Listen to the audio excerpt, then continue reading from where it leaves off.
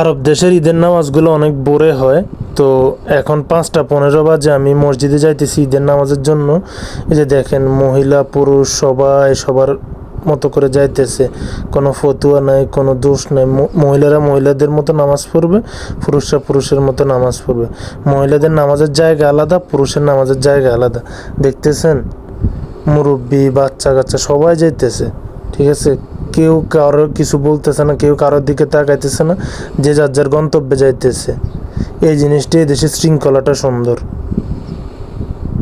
মেয়েরা মায়ের সাথে মসজিদ যাইতেছে, ছেলেরা বাবার সাথে যাইতেছে। কি সুন্দর রীতি, কি সুন্দর সিস্টেম, দেখতেছেন।